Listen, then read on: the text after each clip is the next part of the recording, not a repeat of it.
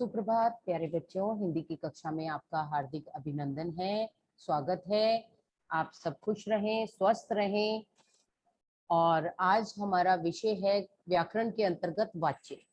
तो बच्चों, वाच्य है क्या? वाच्य है वॉइस, जिसको आप अंग्रेजी में वॉइस के नाम से जानते हैं। यानी वाच्य का अर्थ है बोलने का विषय।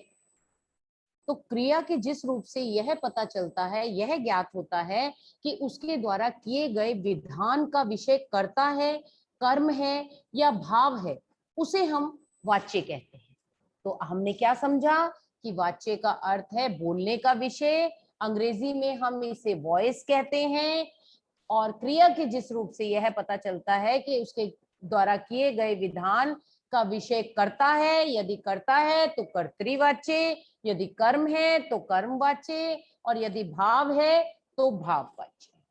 तो आशा है आप इस बात को समझे होंगे। आगे चलते हैं, समझने का प्रयास करते हैं। अब अगर हम दूसरे शब्दों में बच्चों कहें तो क्रिया के जिस रूप से यह ज्ञात हो कि उसके प्रयोग का आधार कर्ता है, कर्म है या भाव है, उसे वाच्य कहते हैं। और वाच्य के भेद हिंदी में हम तीन कहते हैं। सबसे पहले कर्तृवाच्य, जिसमें कर्ता मुख्य रूप से होता है, कर्मवाच्य जिसमें कर्म प्रधान होता है, और भाववाच्य जिसमें भाव प्रधान होता है।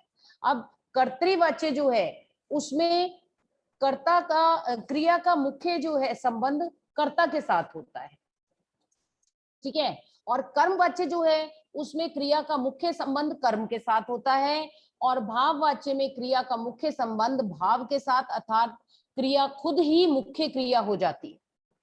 तो हमने क्या सीखा? हमने सीखा कि जिस रूप से यह ज्ञात हो, क्रिया के जिस रूप से यह ज्ञात हो कि उसके प्रयोग का आधार कर्ता है, कर्म है या भाव है, उसे हम वाच्य कहते हैं।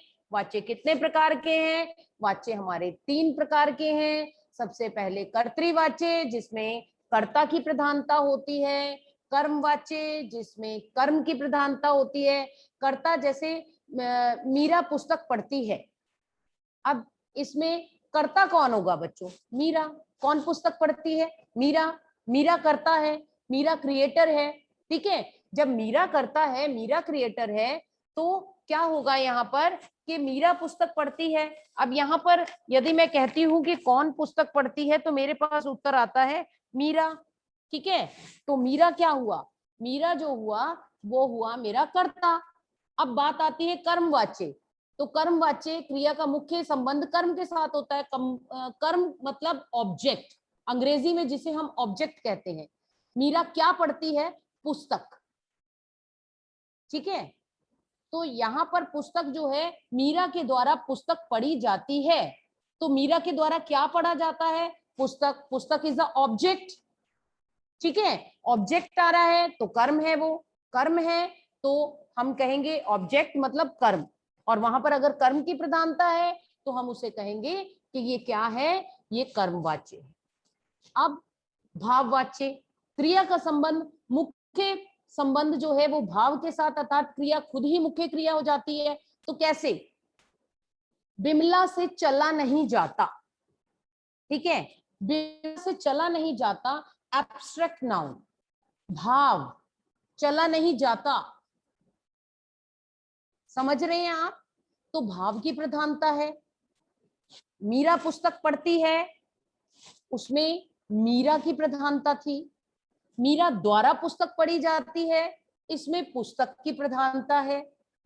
और मीरा से चला नहीं जाता, इसमें चला नहीं जाता भाव की प्रधानता है। तो बच्चों, हमने यहाँ पर क्या समझा? हमने समझा कि वाच्य किसे कहते हैं, ठीक है। सबसे पहली बात, वाच्य किसे कहते हैं? वाच्य का अर्थ है वॉइस।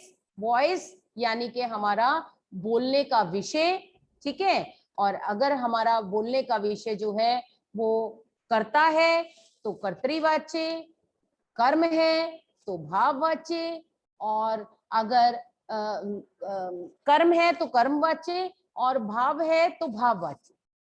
जिसकी प्रधानता होगी उस हिसाब से हम उसको बताएंगे। और हमने आपको बताया कि हमारे वाच्य के प्रकार जो हैं वो तीन हैं: कर्तृवाच्य, कर्मवाच्य और भाववाची।